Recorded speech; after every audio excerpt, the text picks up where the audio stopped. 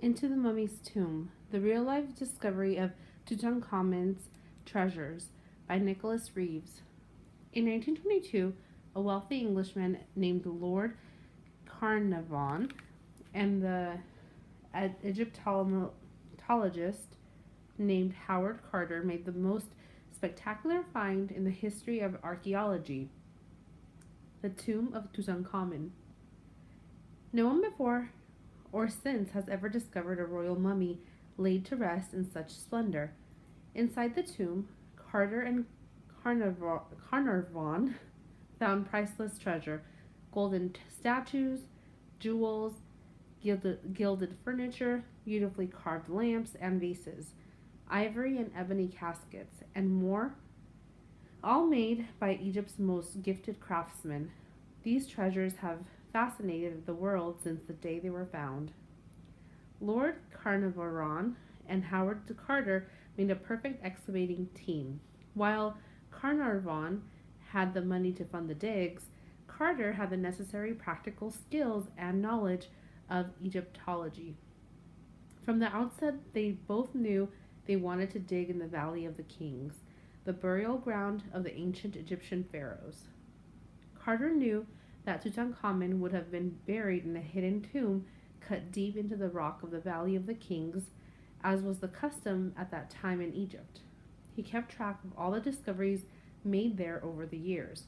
The one pharaoh's tomb that no one had ever found was that of Tutankhamun. Tutankhamun had become king of all Egypt more than 3,000 years before, when he was only 9 years old. His reign was neither easy nor long. Pharaoh Akhenaten, who had reigned before Tutankhamun, was probably his father, had insisted that the people of Egypt worship only one god instead of paying tribute to many gods they had always believed in.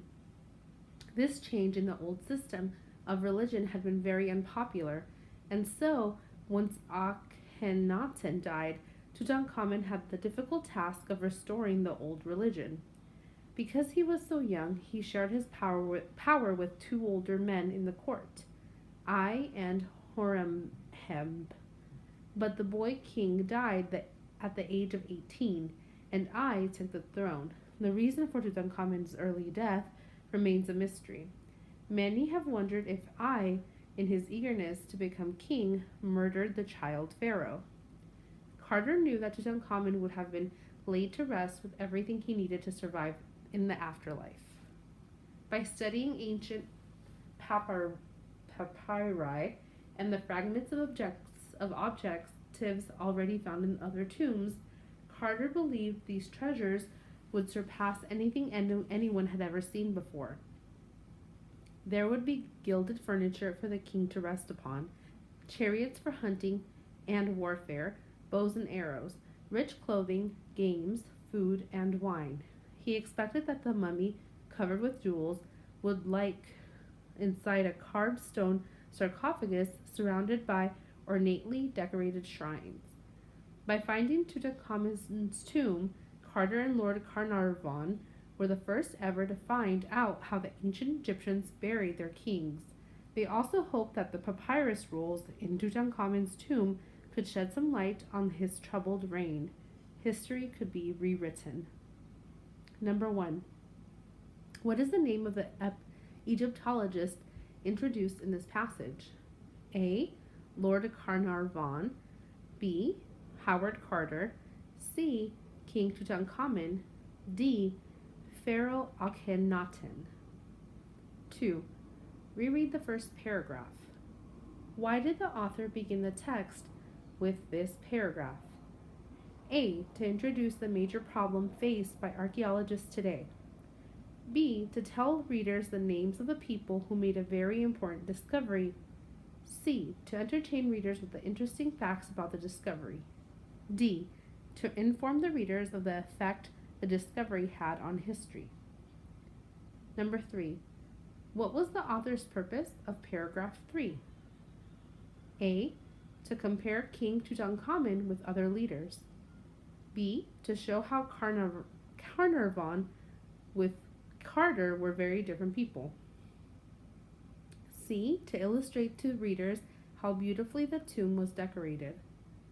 D. To give reasons why Carnarvon and Carter made a successful team. 4. Which best summarizes the structure and purpose of paragraph 5? A. It explains the many problems that made King Tutankhamun's reign short and difficult. B. It describes the main cause of King Tutankhamun's early death. C.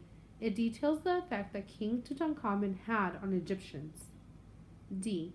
It tells in chronological order the major events of King Tutankhamun's life. Number 5. How does the author organize and present most of the information in the passage? A. By explaining the excavating team's problems and solutions. B.